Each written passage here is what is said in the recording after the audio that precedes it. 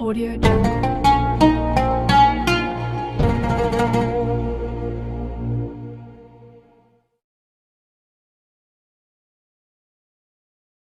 Karena Nabi tidak dibolehkan pakai mukjizat zaman itu. Untuk awal-awal jadi Nabi itu nggak boleh pakai mukjizat. Karena mukjizat itu punya sisi yang sangat-sangat fatal, yaitu kalau Allah sudah menurunkan mukjizat, itu sekali nggak diimanin itu harus ada azab. Nabi ingin umatnya itu nggak kena azab.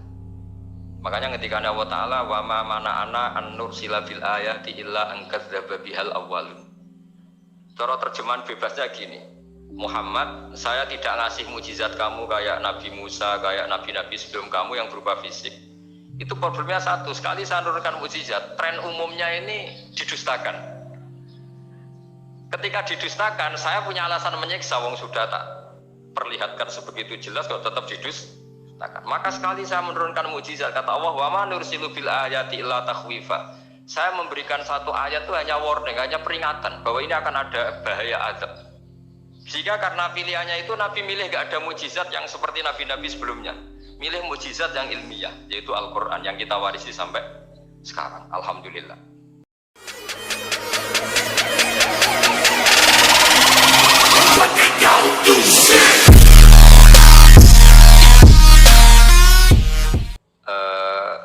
Langsung saja sesuai tema bahwa kita akan menjadikan tauhid sebagai sumber inspirasi bangsa atau sumber kekokohan bangsa atau sumber ketahanan NKRI.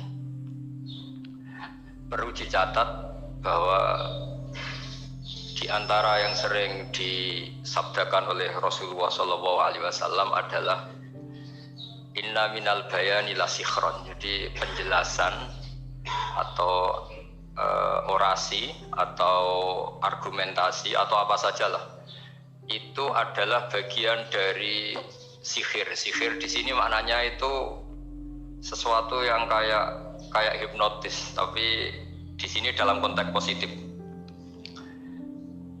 Dulu ketika periode Rasulullah Muhammad SAW itu pertarungan hak dan batil itu diolah pikir.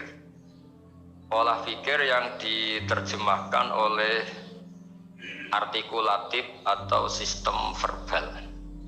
Memang ini agak aneh. Jadi kalau mukjizatnya Nabi Musa itu fisik.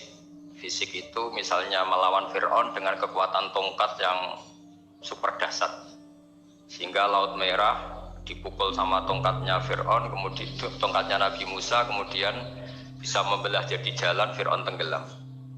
Begitu juga nabi-nabi yang lain ada kekuatan fisik yang bisa dilihat sebagai mukjizat.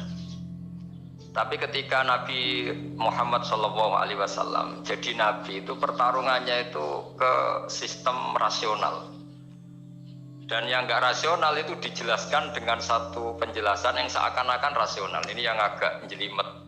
Sehingga ada wala talbisul haqqo bil batil. Jangan menyampur adukkan hak dengan batil. Saya beri beberapa contoh kejadian. Suatu saat itu ada orang kafir datang ke Rasulullah SAW. Kemudian bertanya, ya Muhammad, jika kambing itu mati betul, yang tidak disembelih, bangkel, itu yang mematikan siapa? Karena Nabi itu orangnya ummi itu lugu, ya yang mematikan Allah. Terus jawabannya si orang kafir tadi, agama kamu itu aneh, yang dimatikan Allah langsung haram, tapi yang lewat tangan-tangan manusia yang berlumuran dosa halal, katanya. Sehingga terus jadi logika yang kok iya ya gitu. Harusnya yang dimatikan Allah langsung kan orisinil gitu. Sehingga orang terus terbelalak seakan-akan ini hebat ya. Dan resikonya Nabi Habib Fikri, resikonya itu nggak boleh fahisan mutafahisan. Corong Jawa Nabi ora oleh cangkem elek, itu resiko. Andai kan Nabi boleh cangkem elek enak, nak halal ya pangan kon. Kalau itu baik ya silahkan makan ya. Tapi masalahnya Nabi tidak boleh seperti itu. Andai kan tidak Nabi kan gampang, ya sudah kalau halal ya silahkan makan. Masalahnya Nabi tidak boleh apa? Nggak boleh berbicara kasar, tidak boleh berbicara buruk. Terus ada lagi beberapa kejadian yang seperti itu, yaitu masyhur suatu saat Sayyidina Ali didatangi seorang kafir juga Yahudi.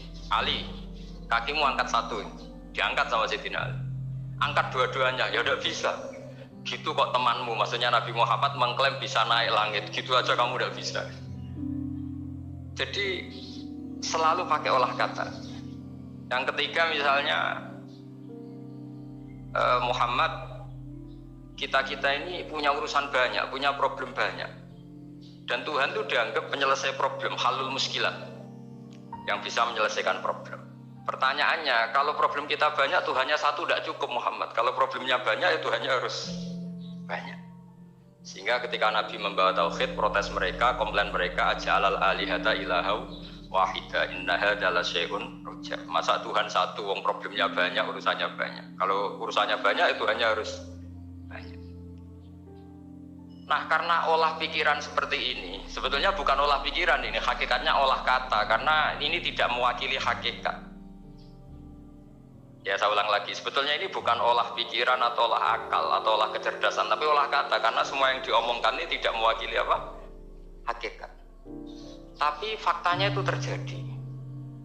Sehingga mukjizatnya Rasulullah SAW itu tidak boleh berupa fisik kayak tongkatnya Nabi Musa atau tabutnya Nabi Harun atau apalah yang sifatnya fisik. Karena ini tidak menjawab kecerdasan-kecerdasan yang terimplementasi oleh kata-kata yang dikatakan orang-orang kafir tadi, yang bisa memojokkan orang-orang kafir. Akhirnya Nabi diwarisi kecerdasan, dikasih kecerdasan oleh Allah Ta'ala, yaitu yang dikatakan fatona. Dan mereka memang suka, mempermalukan Nabi itu suka. Misalnya Nabi, karena sebagai Nabi, beliau tahu betul bahwa semua itu biadillah, di tangan Allah. Itu Nabi pernah ngendikan, la adwa wala tiarota, tidak ada penyakit menular.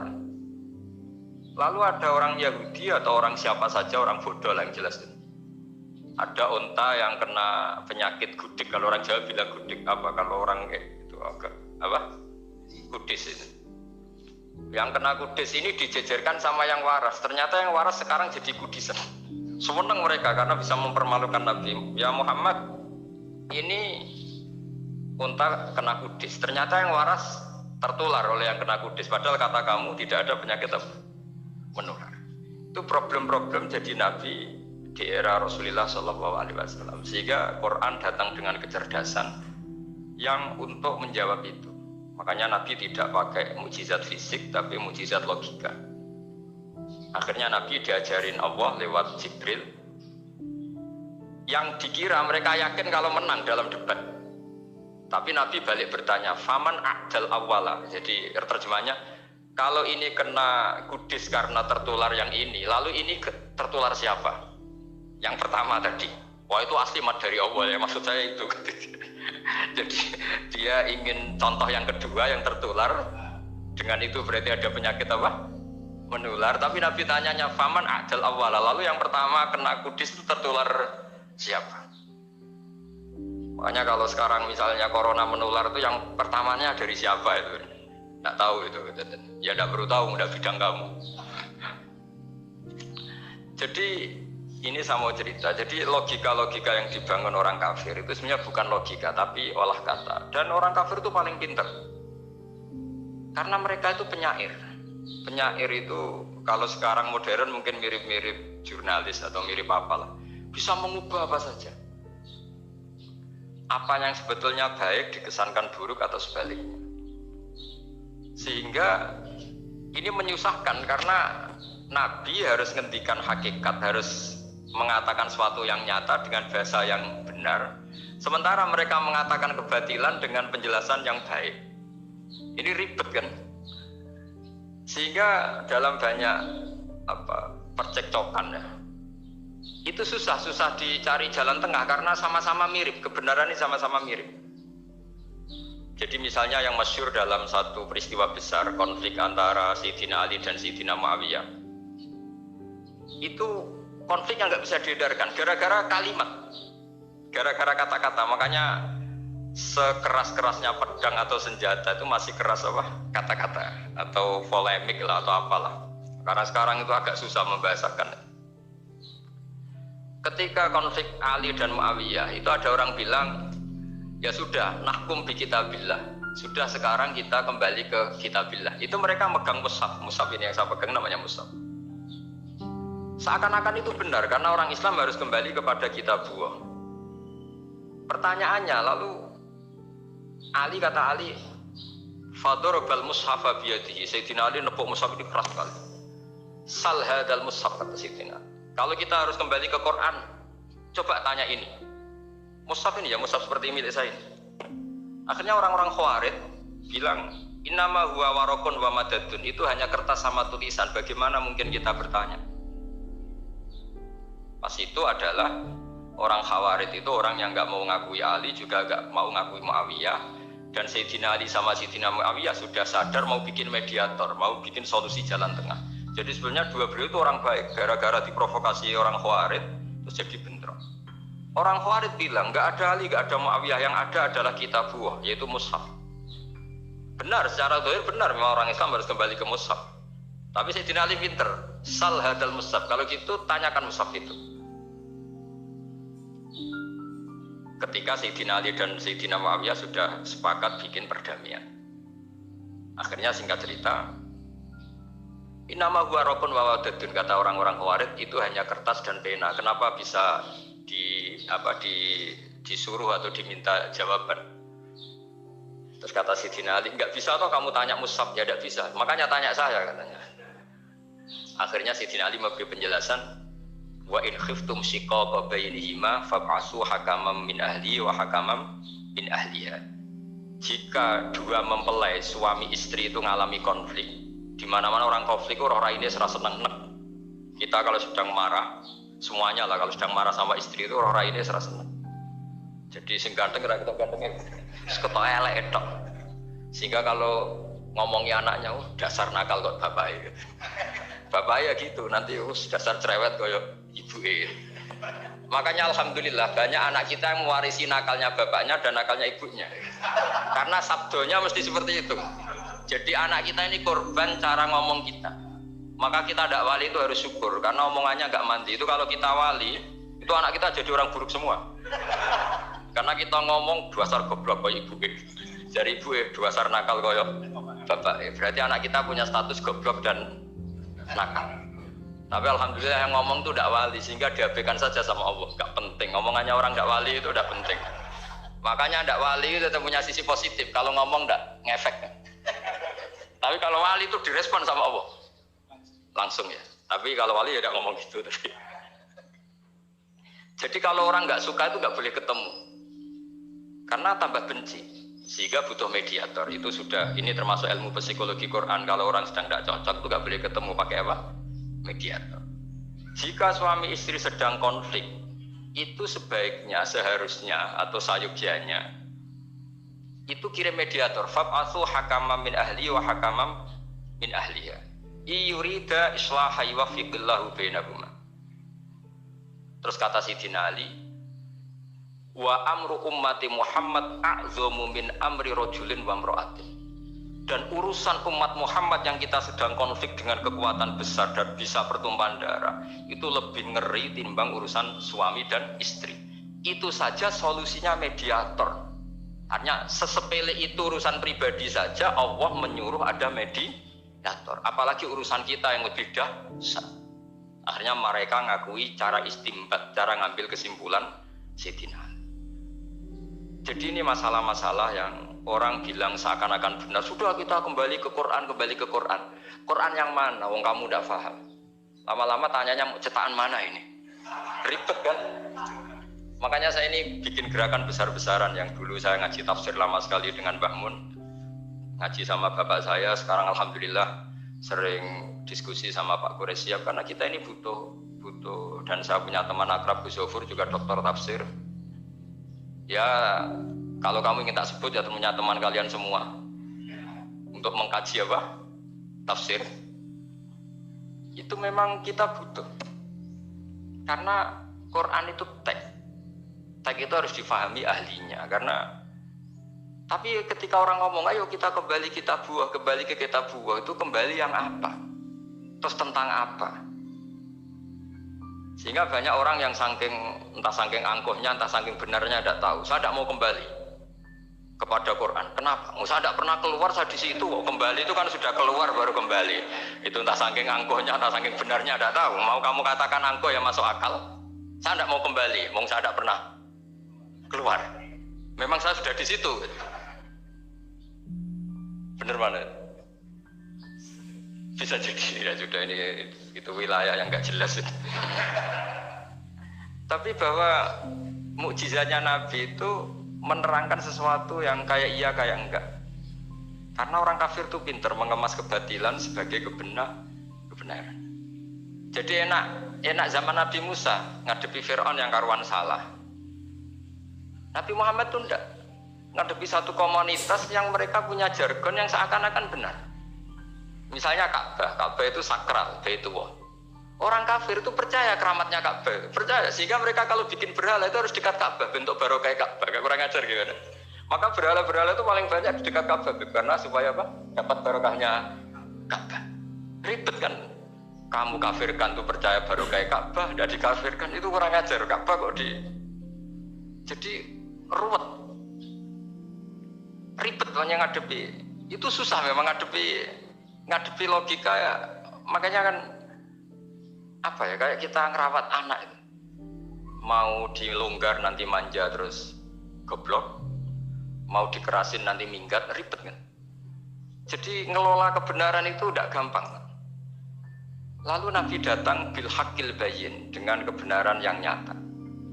Dimulailah dari surat diantaranya lam yakunil ladzina kafaru min ahlil kitab wal musyrikin munfakina hatta ta'tiyahumul bayyinah. Bayyinah itu siapa? Rasulun minallah yatlu suhufam tahar.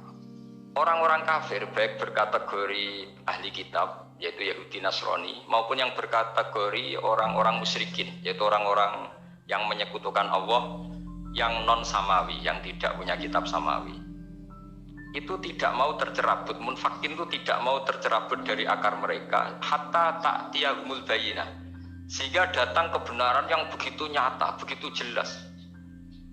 Saking jelasnya siapapun mau tahu dan gak bisa dibatalkan oleh apapun, termasuk oleh perilaku sosial. Siapa itu? Rasulun minallah yatlu suhufam mutahharah, itu yaitu Rasulnya Allah yang membaca lampiran-lampiran suci, yaitu Quran. Sehingga Nabi datang dengan analogi pembanding. Orang-orang yang berpikir Tuhan harus banyak karena urusan itu banyak, problem banyak. Lalu Nabi bikin analogi.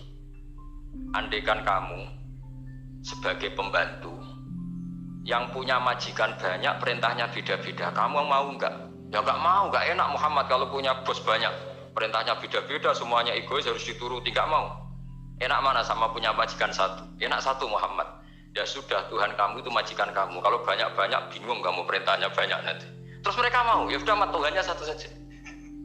Jadi karena mereka mau enggak mau, harus berpikir kalau Tuhan banyak berarti perintahnya banyak, memuaskan satu Tuhan, dibenci Tuhan yang lain, memuaskan yang lain, dibenci yang lainnya, pokoknya ribet. Hari ini minta dilayani, Tuhan yang satu minta dilayani, itu kan ribet. Jadi Nabi itu pakai logika yang gampang. Makanya ketika Allah menjelaskan itu, ketika Allah dorobawa masalar rojulan fihi syuraka umutasyagisuna wa rojulan salamal dirojul hal yastawiyani masalah. Alhamdulillah Allah bikin satu perumpamaan. Ada orang yang punya majikan banyak, yang satu punya majikan hanya satu.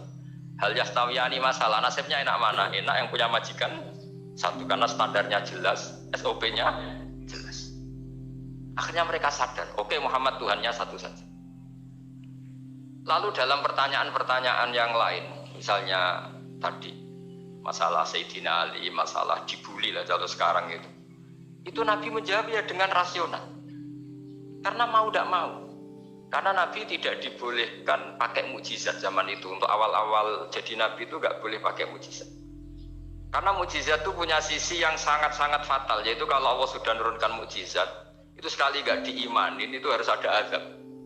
Nabi ingin umatnya itu nggak kena azab. Makanya ketika Allah Taala wa ma mana'ana an nursila bil ayati illa an kadzdzaba bihal awwalun. Cara terjemahan bebasnya gini, Muhammad, saya tidak ngasih mukjizat kamu kayak Nabi Musa, kayak nabi-nabi sebelum kamu yang berupa fisik. Itu problemnya satu, sekali saya menurunkan mukjizat, tren umumnya ini didustakan. Ketika didustakan, saya punya alasan menyiksa, wong sudah tak perlihatkan sebegitu jelas kalau tetap didustakan. Maka sekali saya menurunkan mukjizat, kata Allah, wa ma nursilu bil ayati illa takhwifa. Saya memberikan satu ayat itu hanya warning, hanya peringatan bahwa ini akan ada bahaya azab. Sehingga karena pilihannya itu Nabi milih gak ada mukjizat yang seperti nabi-nabi sebelumnya. Milih mukjizat yang ilmiah, yaitu Al-Quran yang kita warisi sampai sekarang. Alhamdulillah. Karena kata ulama-ulama, nah ini pentingnya penjelasan. Andaikan mukjizat kita itu hanya tongkat, maka hanya ada di museum. Kita lihat tongkatnya Nabi Musa, mungkin klaimnya ada di Turki. Mukjizat tabut kita lihat lagi di mana lah tempat di museum. Tapi kalau mukjizatnya Al-Quran, itu umatnya Nabi akan merasakan nikmatnya ila yaumil kiamat. Misalnya kita dalam bersuami istri atau dalam berkeluarga atau dalam bermasyarakat, itu Quran kalau nasihati kita gampang sekali. Misalnya wa ashiruhunna bil ma'ruf fa in karihtumuhunna fa asa an takrahu syai'a wa yaj'alallahu fi khairan katsira. Sudahlah kalau sama istri itu yang baik. Jika ada watak istri yang kamu gak suka, dalam ketidaksukaan kamu itu ada kebaikan yang banyak. Kamu gak suka karena kalau istri kamu sering marah, kamu gak suka. Sukanya yang senyum. Tapi kalau senyum terus sama orang lain juga senyum, ribet kan kamu. Jadi sudah anggap saja ada hikmahnya. Semua itu ada hikmah. Kalau istri kamu marah tidak kelihatan marahnya, dipendam, itu nggak ekspresif. Cara akting sinetron nggak masuk itu.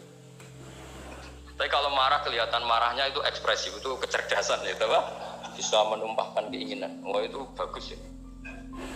Jadi disuruh lihat sisi apa? Positif. Imam Syafi'i itu pernah ketemu seseorang yang di depan beliau cium tangan hormat. Suatu saat dikasih tahu sama santrinya yang lain, orang yang mencium kamu wahai Imam Syafi'i itu di belakang ngerasani kamu, bully kamu. Kata Imam Syafi'i, baguslah. Kenapa? Berarti saya wibawa, di depan saya ada berani ya. Jadi enteng sih. Beliau dikasih tahu, tetangga kamu banyak yang benci engkau ya Imam Syafi'i. Baguslah, tidak akan utang saya. Justru yang kenal-kenal itu yang utang-utang itu. Jadi enteng terus, jadi dunia ini dianggap gampang saja. Coba kalau istri kamu sedang rukun sama sedang marah itu murah mana? Murah marah, kalau rukun minta ke mall pusing. Jadi ulama dulu itu murah mana? Marah sama rukun. Kalau sedang harmonis, minta kemana? Mahal kan? Kalau pas marah. Jadi ulama dulu itu lucu, apa ya? Gampang sekali nanggapi sesuatu itu. Imam Abu Hanifah itu kalau ketemu yang utang beliau itu dia yang sembunyi karena malu. Kalau kita kan enggak yang sembunyi yang utang. Kalau Abu Hanifah enggak. Yang sembunyi itu Abu Hanifah. Kasihan dia malu kalau ketemu saya, kan masih punya utang saya. Kalau kamu ingin jadi wali itu gitu, kalau ketemu yang utang kamu yang lari. Itu bisa bank tutup karena yang lari yang utangin.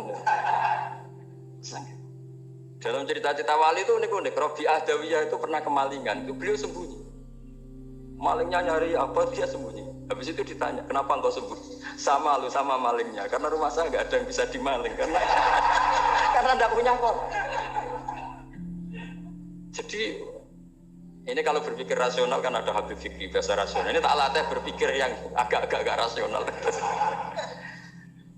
Nah, Nabi itu diutus dalam kondisi masyarakat yang rasional. Sehingga repot. Dan yang tidak rasional itu punya kecakapan olah kata sehingga seakan-akan rasional. Makanya ada kalimat terkenal di kalangan ulama, kalimatu haqqin urida biyal batil. Omongannya benar, tapi maksudnya tidak benar. Kayak tadi, la hukma illa lillah. Tidak ada hukum kecuali yang ada di Quran. Tidak ada hukum kecuali yang diturunkan Allah. Pertanyaannya, apa itu? Ya Quran. Lah iya apa? Makanya kata Sidina Ali, ya sudah, sal hadal mushaf. Tanya mushaf kamu. Oh ya tidak bisa, itu kan hanya kertas sama tulisan. Makanya tanya ulama, kata Sidina Ali. Nah Quran itu balwa ayatum bayinatun fi suduril ladzina utul ilm. Quran itu begitu jelas sebagai solusi, tapi di hatinya orang yang punya ilmu. Sehingga kemudian lahir beberapa generasi tauhid. Yang paling masyhur dimulai tauhid itu yang masyhur ya. Itu adalah ketika ada orang namanya Muhammad bin Jubair bin Mut'im. Itu bapaknya Muhammad ini namanya Jubair bin Mut'im. Itu dia orang kafir, masih kafir. Dia datang ke Madinah itu untuk negosiasi tawanan perang Badar. Dulu beberapa orang yang negosiasi sama Nabi itu ya nunggu di masjid. Singkat cerita, Nabi sholat maghrib baca surat Wattur wa kitabim mastur fi rokim mansur wal baitil ma'amur wasaqu fil marfu wal bahril masjur. Terus dia dengerin sampai Allah tanya, am khuliqu min ghairi syai'in. Kalau kamu tidak ngakui saya sebagai Tuhan, kata Allah, silahkan Anda berpikir bahwa alam raya ini dimulai dari ketiadaan. Atau kamu sendiri merasa sebagai pencipta alam raya ini, pencipta langit dan bumi. Itu namanya am khalaqus samawati wal ard. Itu orang itu disebut dahiyatul Arab, orang paling cerdas di Arab. Itu dia bingung. Dia selamanya kafir. Cara berpikir menuhankan berhala, Lata, Uzza, pokoknya menuhankan makhluk lah. Terus dia mikir, Muhammad ini kacau ya. Akal saya dihabisin, kata dia. Jadi cara berpikir dia pakai akal. Dia tidak percaya mukjizatnya Quran, tapi dia bilang Muhammad ini kacau. Akal saya dihabisin. Akhirnya Nabi setelah salam dia menyatakan Islam. Karena kata dia, Muhammad, akal saya habis oleh apa yang kamu baca. Nah ini saya mau menerangkan tauhid sebagai inspirasi. Yaitu logikanya gini, langit bumi ini kan wujud itu punya eksistensi.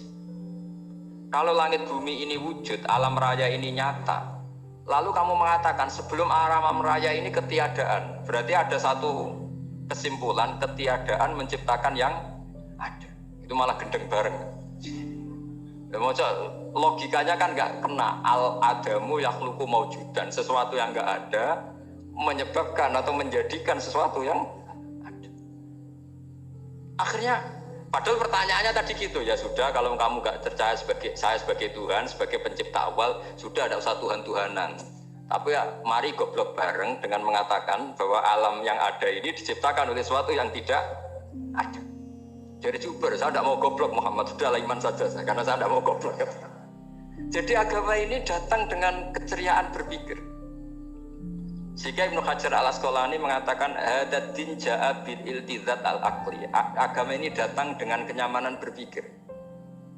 Coba kalau Anda seorang profesor atau seorang doktor atau seorang ilmuwan, kemudian Anda diajak goblok dengan teori baru bahwa sesuatu yang ada itu diciptakan oleh yang tidak ada. Mau enggak kamu? Mau semuanya rasa tuh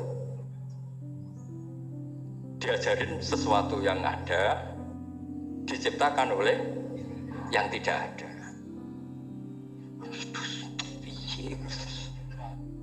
Kak keren aja. Gak boleh ya, sudah. Jadi tauhid itu. Nah, kemudian lahir ulama-ulama baru yang cara ngarang sama. Ini kitab yang dulu saya ngaji sama Syekhina Kiai Maimun Zubair Mbah Mun. Itu kemudian ulama-ulama baru, kata Yai Mbah Mun itu juga bapak saya sering pesen, orang itu harus tahu zaman. Menerangkan tauhid itu kalau ulama dulu itu dimulai dari kalimat yang mungkin yang ngaji saja bingung. Al-alam mutawir wa kullu mutawir hadis la buddha mim. Itu sampean dengar mesti bangun jimat, itu apa itu doa apa gitu. Doa jalbu rizki apa gitu. Padahal itu logika. Tapi terus ulama-ulama modern itu ngarang seperti ini ada gambar. Ini kitab yang saya dulu ngaji sama Ahmad, itu digambar seperti ini. Maksudnya digambar seperti ini gini, penjelasannya gampang. Sampean kalau gambar seruat apapun, misalnya gambar gedung tingkat 5 atau gambar gunung atau gambar apa saja, mbok seruat apapun gambar itu dimulai dari satu titik. Tadi hadhil awalim kulluha, bahwa alam semua ini dimulai dari nuqtatil wujud, ada titik wujud. Dan karena ini wujud penyebab harus bersifat awal, makanya Allah itu selain wujud harus bersifat al-awwal, kalau bahasa pondok al-qadim. Karena tidak mungkin yang menciptakan kemudian kalah dulu dengan yang diciptakan. Begitu juga Imam Al-Amudi. Imam Al-Amudi itu jadi wali itu karena dia ahli matematika. Sampai muridnya itu eskal, ini guru saya masuk surga enggak? Kalau ngajar itu senangnya ngajar matematika. Beliau ahli usul fikih, ahli fikih, tapi senangnya ngajar matematika. Sampai muridnya sanksi, ini masuk surga enggak? Walhasil dalam cerita keramat beliau, Sama ndak usah terus saya ndak percaya. Kamu ndak wali, gue ndak percaya gimana? Ribet sekarang gitu. Orang kalau nggak nekuni sesuatu terus nggak percaya, ribet. Itu beliau masuk surga itu dijamin dapat surga itu karena ngajar matematika. Tapi di hati beliau hanya satu. Matematika adalah satu ilmu yang dimulai dari angka 1. 0, itu tetap dimulai dari 1, nggak bisa. Akhirnya beliau cerita, angka 2 atau 3 nisbatul wahid wal isnaini ila mi'ah wa ila ma'ala nihayatallah, semuanya sama, nisbatul far'i ilal asli, kata beliau. Bahwa angka 2, 3, 1000 sampai 1 miliar itu perbandingannya dengan angka 1 apa hubungannya? Al-far'i ma'al asli, yaitu angka 2, 3 adalah cabang dari angka 1. Jadi alam raya sebanyak apapun, ada galaksi, ada Mars, ada apa saja, tetap dimulai dari wujud yang satu, yaitu wujudnya Allah Subhanahu wa Ta'ala. Jadi beliau menjadikan matematika sebagai alat perangkat untuk tahu tauhid, bahwa alam raya ini dimulai dari al-wujudul wahid, wujud yang satu. Makanya qul huwallahu ahad, Allahus somad, lam yalid walam yulad, dan seterusnya. Nah, makanya ketika orang menyoal hukum adat yang menipu kita, adat itu sunnatullah yang kita lihat, itu Quran mesti mengembalikan wahwaladzi yabda'ul khalqa tsumma yu'idu wa huwa ahwanu alaih. Sebagian di surat Yasin diterangkan ansha'aha awwala marrah. Ketika kita lama sekali, namanya manusia itu lahir dari seorang bapak dan ibu, ini lama sekali. Yang namanya telur itu lama sekali lahir dari ayam, keluar dari ayam. Yang namanya pohon besar itu mesti dari biji yang kecil. Karena lama itu terjadi, seakan-akan kita ngomong, kita berkeyakinan, tahu-tahu ada pohon besar itu muhal, tahu-tahu ada manusia ini muhal. Makanya ketika ada figur yang bernama Isa bin Maryam, itu orang kafir Yahudi itu menolak, bagaimana mungkin ada manusia tanpa bapak. Oke, itu menyalahi prosedur lazim, protap lazim. Tapi kata Allah gimana? Inna masalah Isa indallahi kamasali Adam. Kalau Isa mohal karena tanpa bapak, harusnya Adam lebih mohal karena tanpa bapak, tanpa ibu. Jadi artinya apa? Allah tetap mengingatkan bahwa kudroh saya yang pertama itu menjadikan semuanya mungkin tanpa perangkat adat. Maka kitab ini yang saya baca ini, milik Said Hussein Afandi ini, itu menjelaskan bahwa hukum adat itu menipu.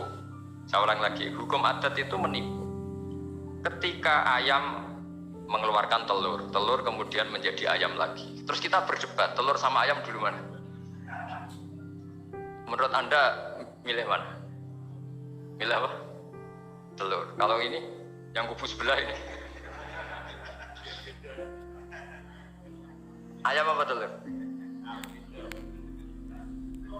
Telur. Ayam. Ayam lahir dari. Nah, pertanyaannya begini kalau menurut tauhid.